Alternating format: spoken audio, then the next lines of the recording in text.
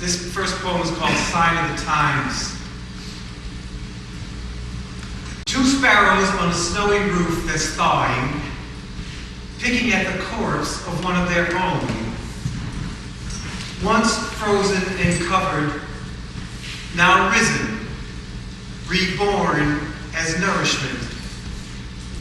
One sparrow looked up at me in the window, annoyed, not at all embarrassed, but pecking faster now, lest I attempt to join in. Sign of the Times. This is called The Crash. It's January 2009, and I'm not going to buy minutes from my cell phone today. I'm going to practice being dead, as my wallet dictates. It feels dangerously good, being dead. Like eating chocolate anonymously, which I always liked.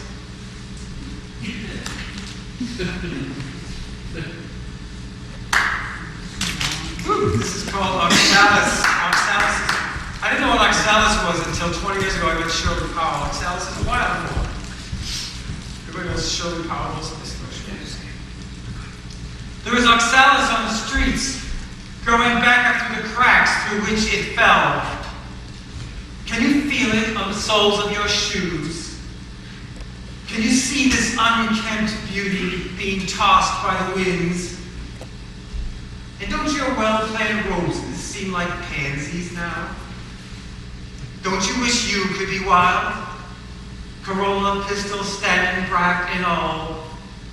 A tribute to your own mute genius in a beautifully brainless life. Thank you. Yeah.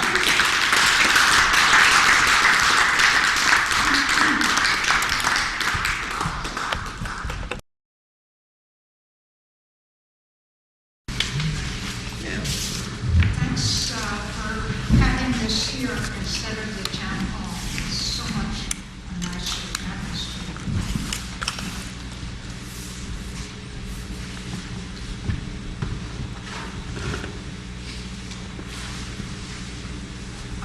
This is, I don't know. This is called Tenderness Fades. How quickly tenderness fades. Locked in love one morning, lost in loneliness next day. In one instant, it seems forever, then appears as if it had never been. You button my sweater, you wash my hair, you stalk out of the room. Bored? With whom? With me? With yourself?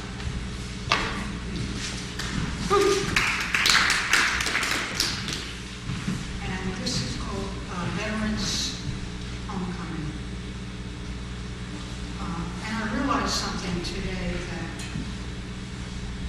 the theme of veterans returning home is something I experienced when I was very, very young. My 4 uncles coming home from war, and 2 cousins dying at war. And then a boyfriend, instead of us getting married, he went to war in the Cold War in Germany. And then my husband went to the Coast Guard, World War II. And so this is about contemporary veterans, and especially interested in that we're going to try to change the law. The past president didn't want the coffins that came back from Iraq to be photographed, to be videoed. And now we're going to try to change the law and leave that up to the families of those boys. So here I refer to a veteran as a boy because he went in at 17 or 18, but he came 25. That's homecoming. I've seen a boy of 25 slumped in a chair in a crowded room, flooded with lights and lovers. I've seen his swollen lids filled like yellow cups with bitter dew. Flowing tears splash upon his cheek, a waxen face, a silent shriek.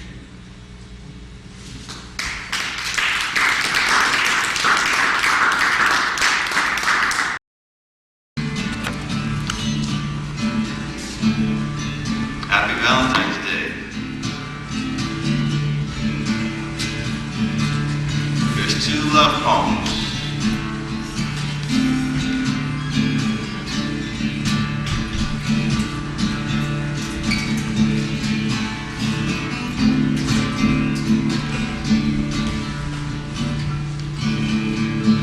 The first one is called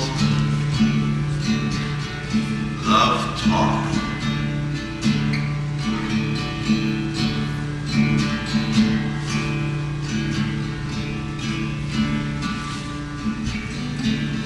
We're speaking in love language.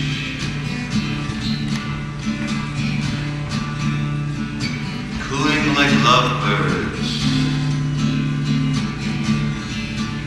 Whispering wonderful sentiments of happiness in words. Spoken softly, gently. We're filling this world with love.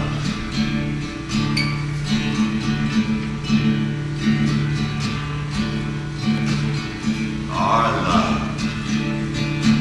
The sky brightens, inspired by our smiles.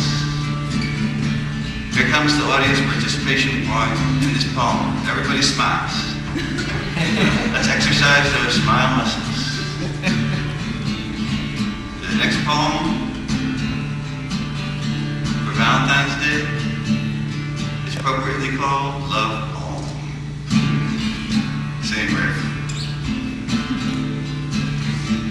May the love I have in my heart for you grow. Beautiful flowers all around my soul. I want to feed on your kisses, more tasty than the best pastry. I take comfort in the warmth of your love.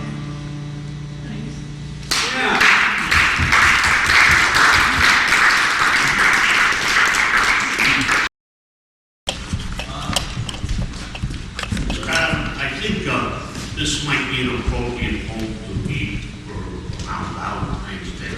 It's a poem by Enid Dane.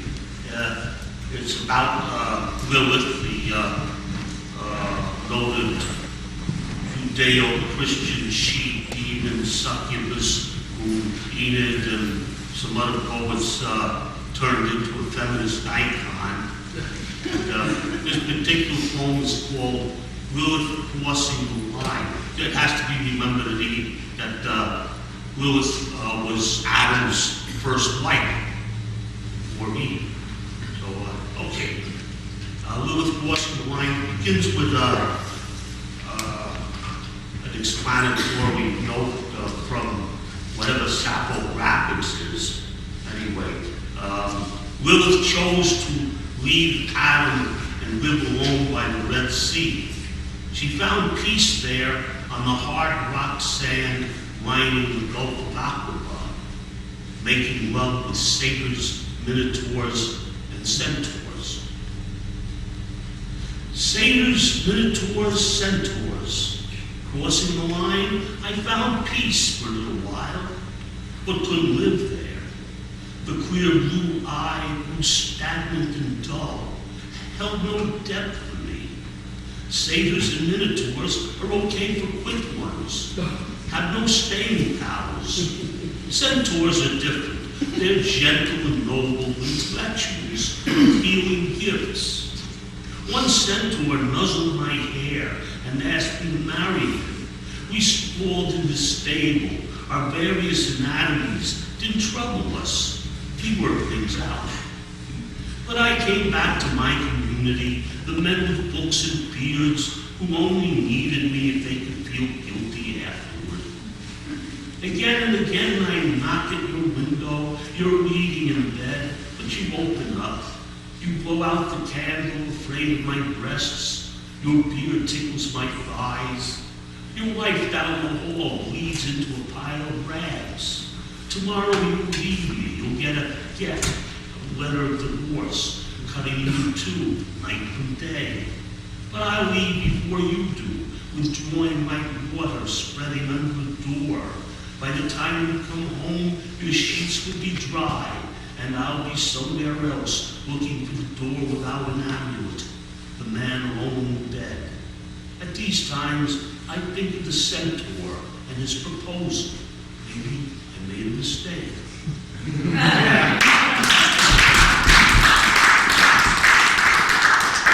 Look, that sprawl with a different anatomies.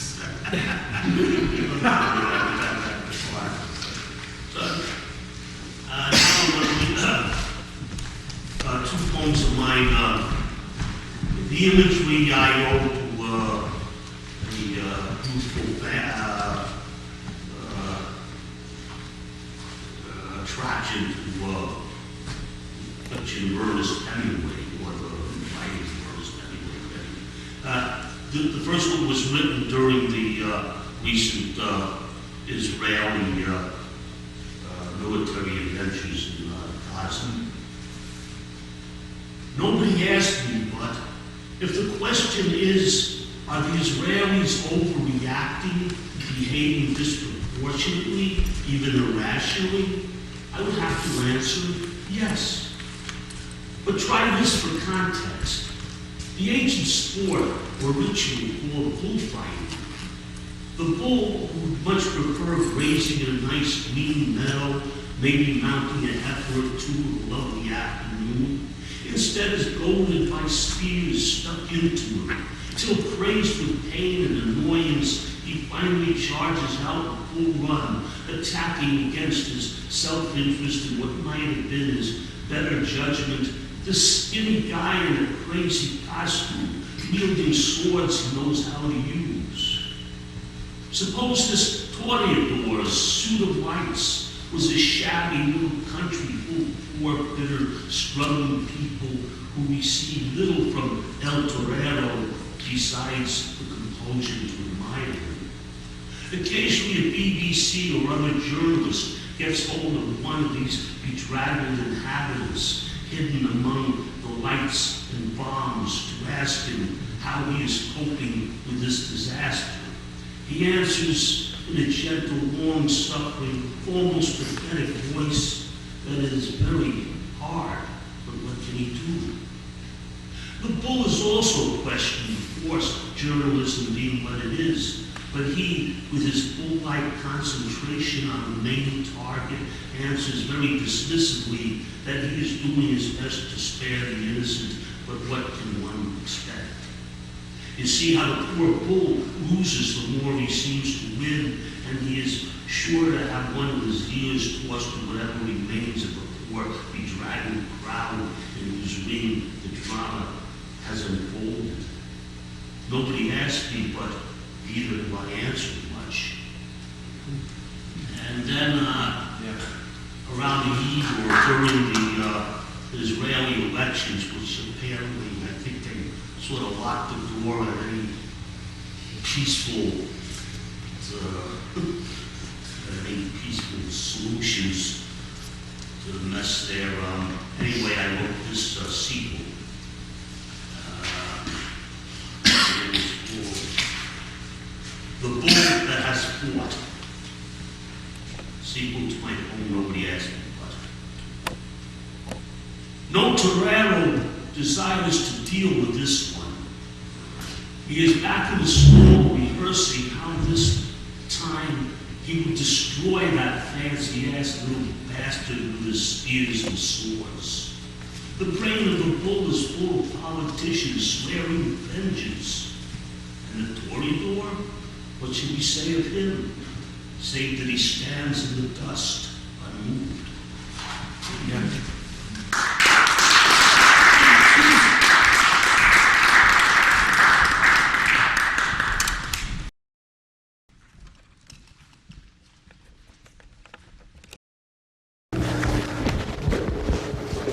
Thank you, Donald.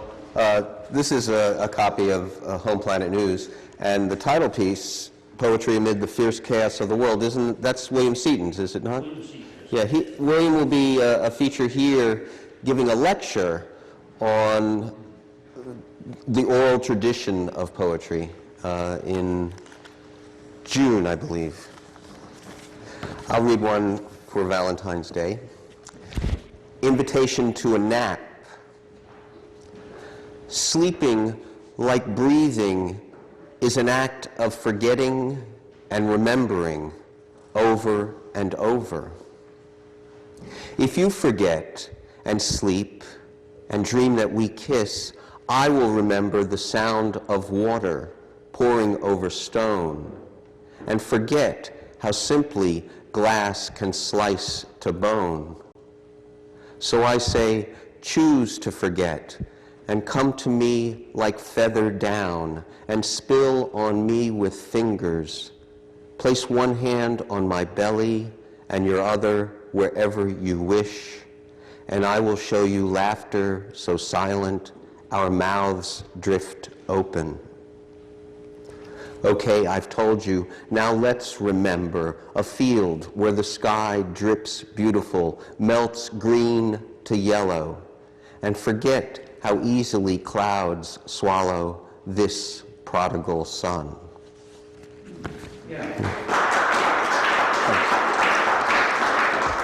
Thank you. Phil Sullivan is next. Please welcome Phil.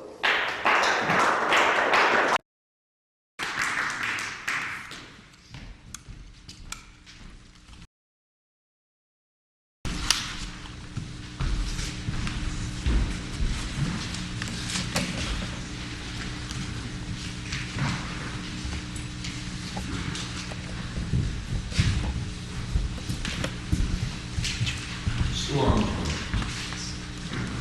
My cat dozing in the corner on two sides feeling safe, unaware of the gray snow-laden sky and the north winds rise, dreams of yet another summer, stalking crickets and warm grass.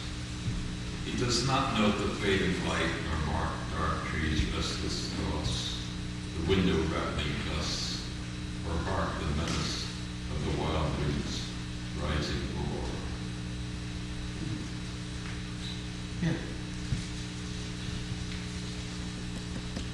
Awaiting transportation. On a cold and dismal wintry afternoon, the aged, poor, and infirm wait for the bus that's always on the way. Yet it seems never to get there. Sniffling, coughing, sneezing, they stand and stoically embrace with resignation the choice of those who have no other means of transportation but this frayed lifeline from the old, ill, or indigent to cling to, no matter what the pain. Or for some, a moving wool of warmth to carry them to momentary refuge from time's arrow aimed at their next excursion. When again the shivers stand and suffer, they'll venture out and pray the bus will soon arrive, though not that late one, with opaque windows that shall ultimately appear to hear them, to bear them down the dark and unknown street.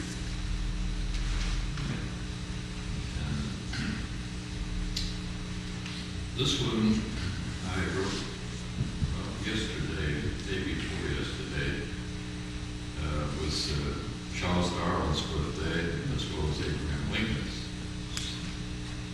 And so I call it possibly in honor of Charles Darwin on his 400th birthday.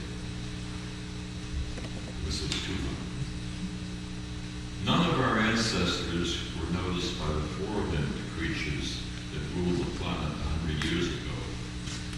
Our ancestors made sure of that, for we feared before limited aggression, and they seemed determined to kill all life on earth, including themselves. They almost succeeded. However, the demonic four-limbed ones could not kill all life on earth. Indeed, as one of the four-limbed ones predicted, the fittest will survive. And we eight-legged ones, rulers of the sea, who never kill and never aid each other, are exactly that. Yeah.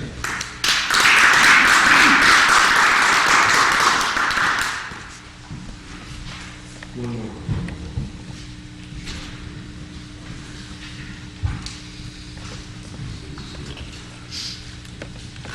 Back in 1999, which was, yes, the largest boom in 100 years appeared on the solstice. Yeah, check with Bob Hartman for that. That's where I got the information. Winter solstice, 12/22/99. Sketchy verticals of trees like flattened brittle strokes of a bamboo pen fringe the ridgeline, backlit by a feeble sinking sun. But soon the fulsome moon disk, brightest of the century, ascends the east, dispels the dark, and at her midnight zenith bathes the land in otherworldly luminance to celebrate the sun's rebirth. Though nights will still be cold and days be dim and brief, each passing hour now should mark a shortening of winter's long, extended shadow.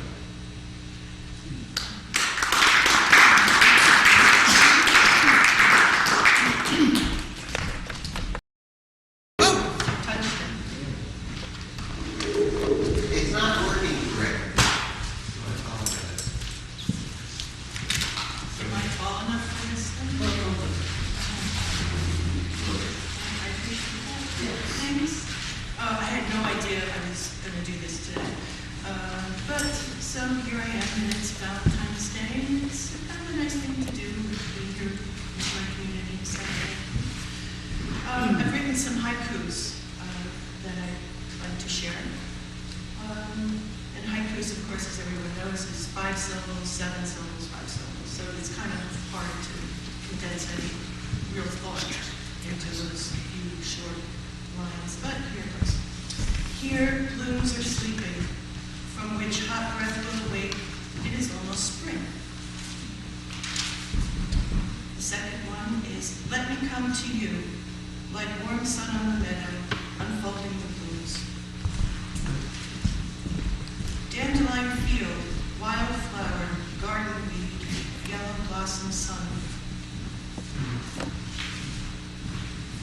Concrete beneath me, roof on the house never leaks. True friends are the walls. Whispering, I said, ask the children if they hear the stream trickle.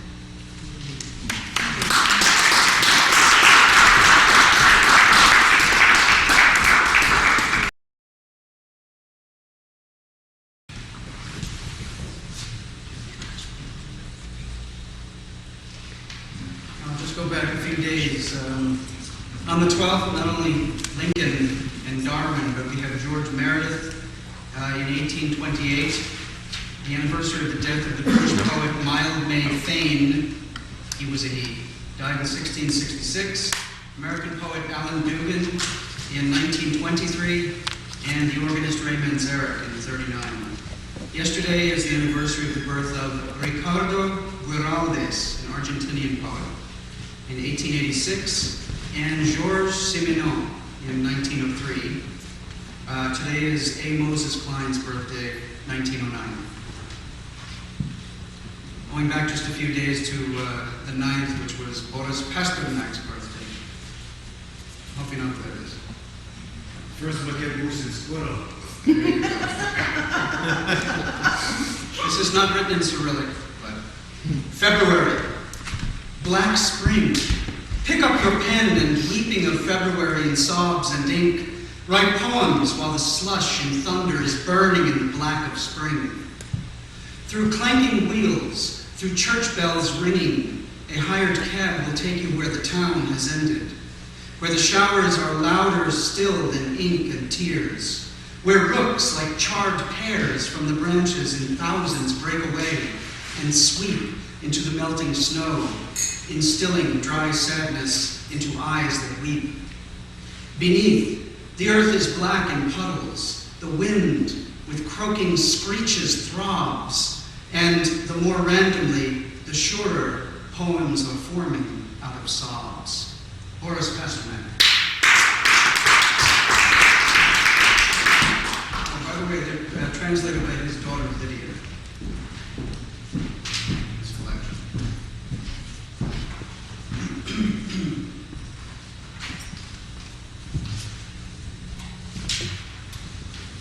This is based on a true story, unfortunately. For Janet, years of walking to and from the village, and I never spoke with her. She walked alone in most weather, but I only saw her in daylight. As if she were cast from a peasant painting by the Dutch or German masters, capturing stride and gaze, the freedom of those ignored by villagers about their daily business.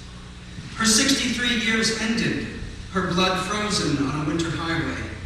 A retired nurse's assistant who had spent her time helping others surely would have never thought that a motorist speeding in the dark on a winter's night, high beams or not, texting or not, Bluetooth or not, radio blaring or not, could run her down like a squirrel, more like a deer whose remnants stare at passing motorists, even if they do not glance at the frozen mess, roadside snowbank.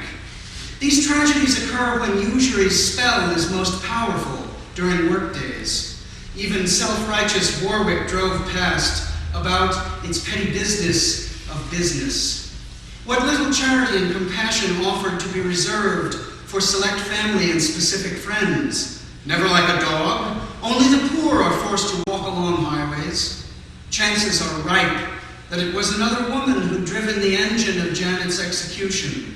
Chances are right that the driver was in a Hudson Valley hurry, evening commute from the office. Wind tousled gray-brown hair shaken free from a bun on impact, a jarring winter wind which used to rustle pages in her library books held firmly to her chest.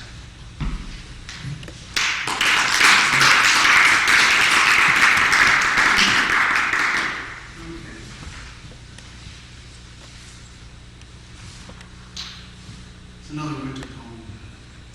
The ranting of seagulls and crows.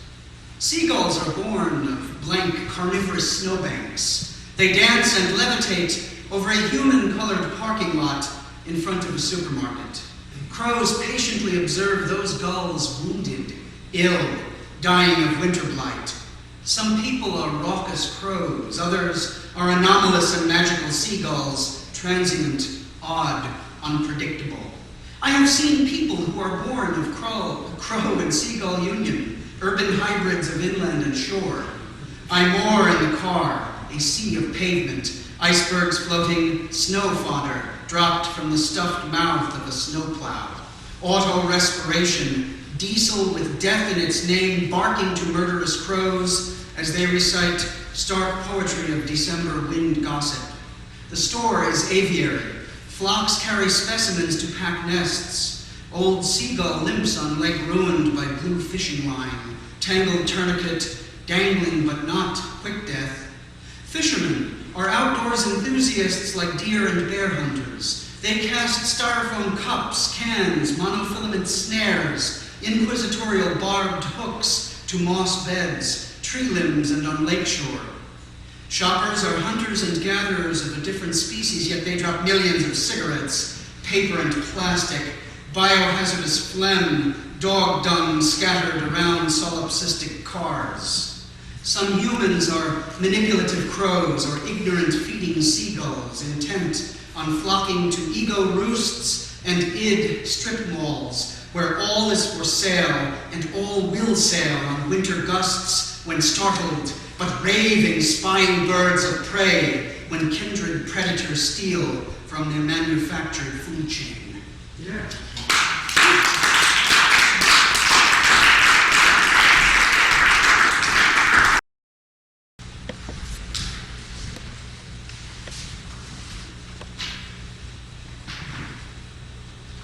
This first poem was inspired by Mickey Rourke and all the athletes I ever knew that stayed a little too long. It's called Ode to a Has-Been.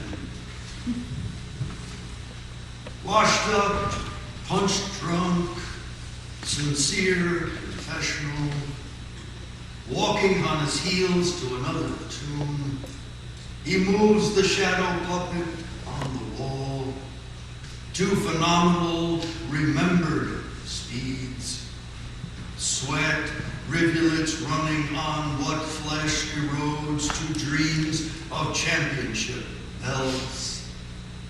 No chant of an envious entourage can spare him this long afternoon. Yeah.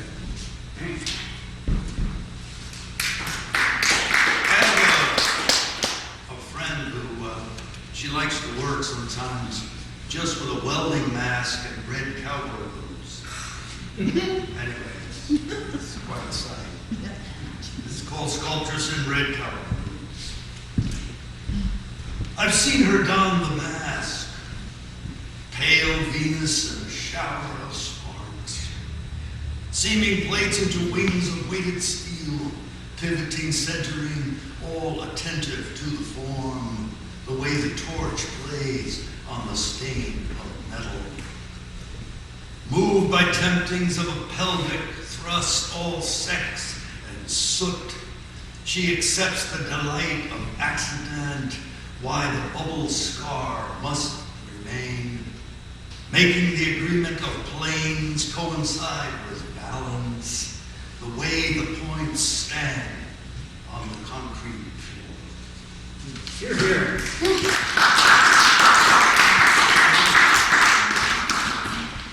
This was inspired by West Point cadets getting on the train in Garrison. It always makes me a little bit sad to see the naivety of young soldiers. Cadets entering the train. They get on in Garrison, trim in their gray uniforms. In their stiff postures, they climb the steps, turn in abrupt alike bearing. These are the fortunate children. Released to a jubilant recess, rosy-cheeked, light-hearted, armed with only optimism. They know of Napoleon and Hitler's mistake, to tempt winter with too long a distance. But the truth of troop trains they know nothing of. How Russia's child soldiers, cattled in the locked cars, first looked frightened through the fog at besieged Stalingrad. How those conscripted innocents traveled from the coast, so eagerly fill the ranks, never asking the reason for the gaps.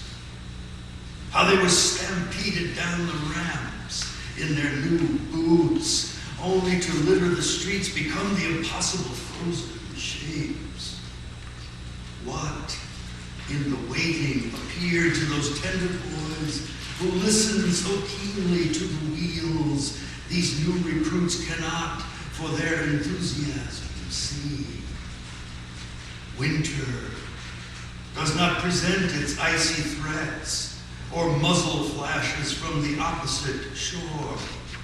This sudden lurching forward will not set their teeth on edge or send their seeking gaze to press amazed against the glass.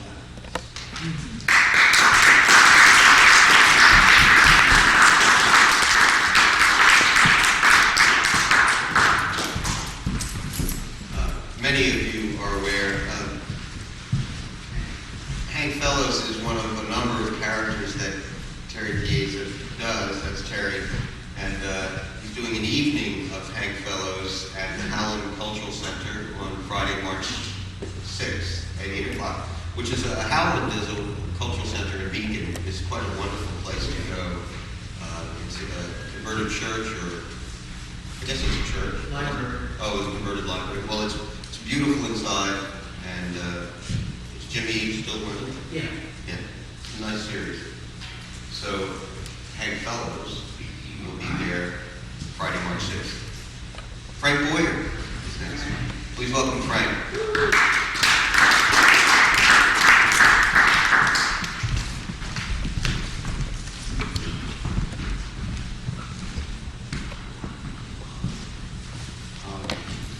I'm just going to read a couple of music poems and one for today. And first one is In the Hollow, and it's got an epigraph from Emily Dickinson, and it's sort of an answer to one of her poems. And the epigraph is, there's a certain slant of light, winter afternoons. And the next line is, that oppresses like the heft, cathedral tunes. In the hollow light of evening I go, painting poems. My palette holds pure grays and blues. My brushstrokes, delicate as new frost, weave nets the winter shadows, slip through.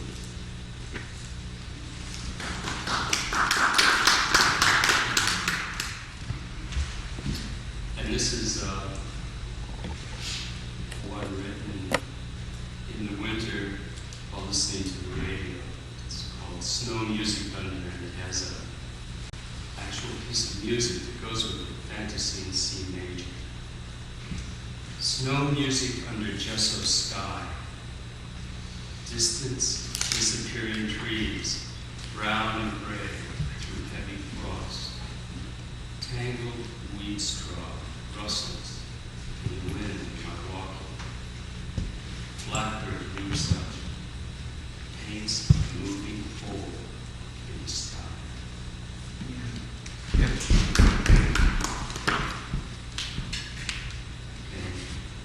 This one's called Bobada. It's for Valentine's. It's after a poem by Auden. And it uses an image taken from Peace by Raoul. Wow! So, You did it. You fixed it.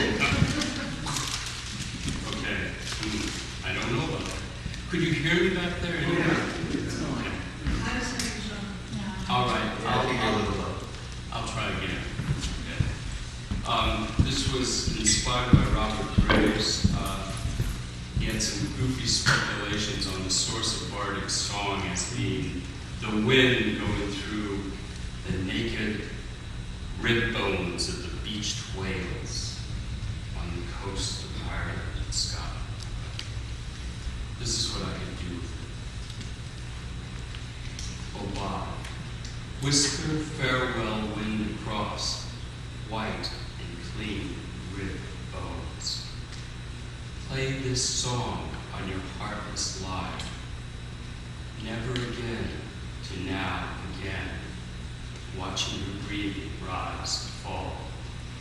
Never again this time to feel in my hand tense touch desire. Oh, to reach the body's doors, worldly walls to trumpet down. Never again these lives again, folded together against the cold. Gray light glances in from the snow. I watch your breathing come and go.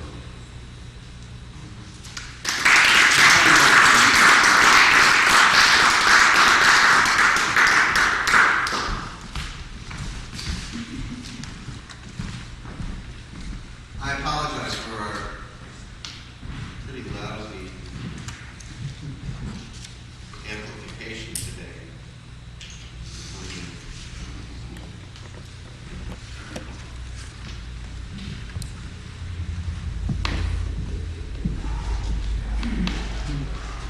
Is it Clemente or Clement? Clemente. Clemente. Paul Clemente. Oh, Please welcome Paul.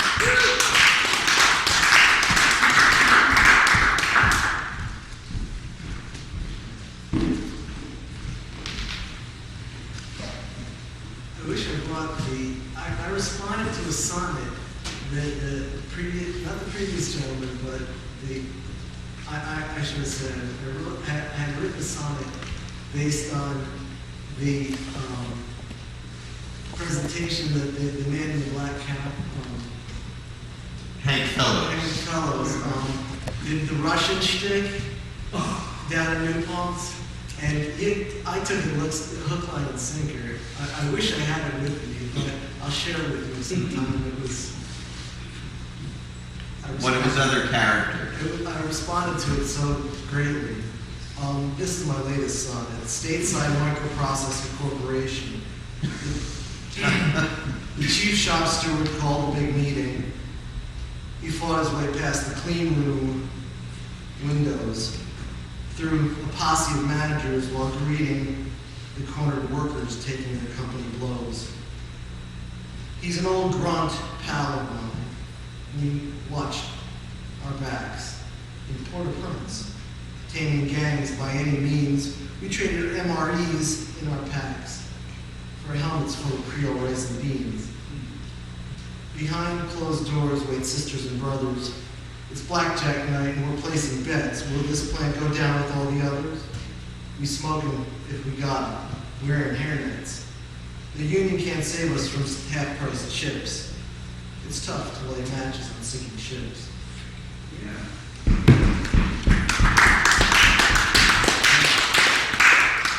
This is for my wife. You are my midlife crisis. You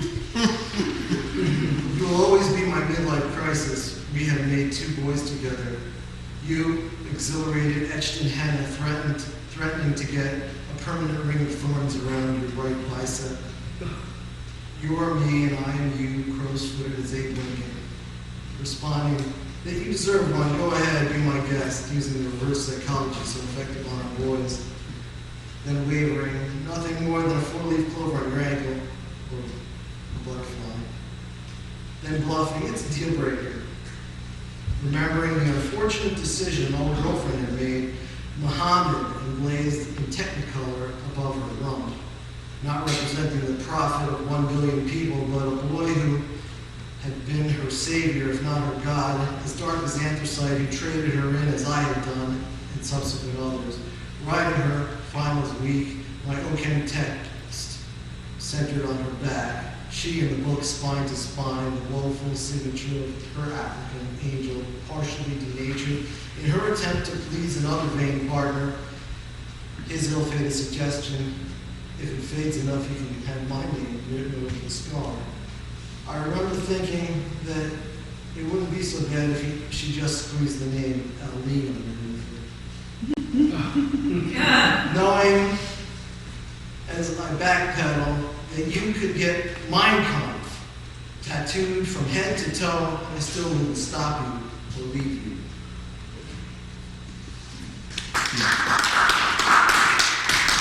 I'm not sure if that's actually true. Last one. This is pretty recent. This is an ode to the Dodge Poetry Festival. The Gazeboist.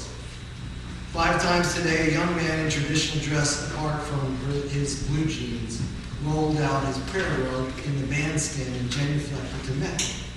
While 5 times today, I contemplated my choices and called upon the festival food vendors with their holy pyres to resolve my yearnings. Dawn prayer, salam fajr, breakfast burrito. Busloads of poets begin to arrive. I'm already seated and studying the program after traveling the length of the wall killed by rising light. Moving south, upriver, from its terminus to its source, the Hudson to the Skylands, in view of the gleaming Schwangham Bridge and across the Black Dirt Farms. Midday prayer, salam zur, veggie burger. The earnest young Muslim is alone in the gazebo. I am alone at a picnic table. He is communing with his collective unconscious. I am listening to poets via loudspeaker. Most of their riddles resist interpretation. I respond, agree, and disagree when able, while wishing I'd grabbed an extra napkin. Afternoon prayer, Salam Oswald, funnel cake. An extraterrestrial giraffe bobs its head around the main stage podium. A single cameraman controls the beast with a carefully engineered set of counterweights. A poet reads about her douchebag, her mother's douchebag. The crushing weight of her words dispatches my prayers in mid-swallow. The gazeboist unfurls from his worship and catches me weeping. Sunset prayer, Salam Grill, sweet potato fries. The charter bus has spent most of the day sinking into a muddy nearby field, straining and sputtering like one of those water buffaloes on the bell that you've seen on TV that has been separated from the herd up by a pride of lions and that vaguely gores the lead lioness before being consumed. Evening prayer, Salam Isha, sausage and peppers.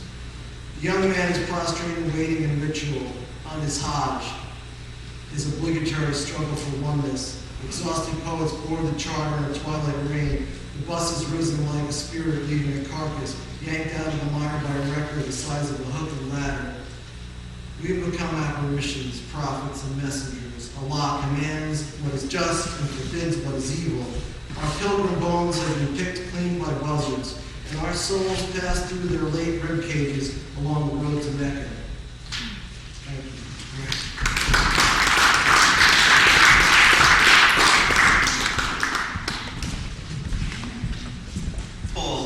What's your son's name? Brent, B-R-A-N-T. Brent. So, I'm the poetry editor of Chronogram, and I started a kids' corner where I'm publishing little poems that young 2, 3, 4, 5-year-olds say. It started when my own daughter said something really cool, and I published that. But Brent Clemente, I published one of his. It's a very short poem. I'm Rhyme. And he was 2.5. 2.5 years old. There's 2 more people on the open mic, and they're new voices, so I'd like to give them the opportunity. I think that there's Lloyd Davis. Come over to Lloyd.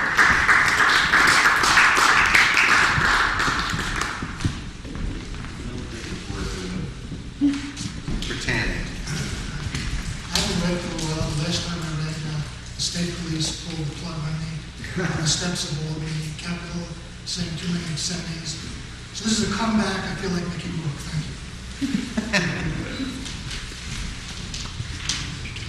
These are St. Valentine's Day poems. The Muse. They are women who are not of this world. They come from ether and do not look like you and me. They are dissimilar and have eyes like cut diamonds. I can see through you like a hypnotic X-ray. You may wish to avoid them as they will tell you the truth about what is it we want to know. She had a serpent's tongue that darted through her painted lips because she once spoke with a snake wrapped around a tree in the garden. On top of her head she draped 2 raven's wings, which reached down and touched her neck. She always dressed in a clown skin so she could laugh at you whenever the conversation turned to your own darker reality. Levity was her tuning fork, and she could dance where you could only walk, balancing herself on the margin of situations without a circumference, exploding your perceptions. But after all, she was really here to test you, to see if you knew your own creation, and help you locate your heart. You do have a heart. They do not belong to any thought, strategy, or philosophy. They have no meaning. They will play with you, juggling your responses on the edge of the cliff. Do you trust them living on a periphery that you can only glimpse? Or will you fall? And fall you will. But she will catch you and hold you until all things pass, and you are no longer following the road to oblivion. I tell you this now because you must know. They are an endangered species whose spirit moves on. They do not stay visible for long. But for that time, you will be filled with existence and understand what there is to understand. And within a moment that was only yours, beyond the voice, you hear yourself speak.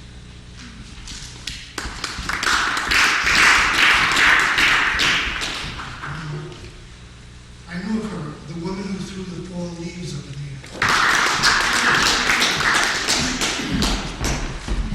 Thank you. I actually know one person in the room, Donald. Thank you for letting me read. I'm new to the area, so it's a pleasure to be able to share some work with you. This is called February 14th. Somewhere in the no hills of Detroit, in a military burial from a war he never saw, lies the father of a dead son. Under the February snow, the surface crackles from the rain, keeping out tracks of loved ones who dare to stay home and weep with a six-pack. And another love poem, it's called New Zealand. Would the sea be so beautiful if I hadn't had a daughter?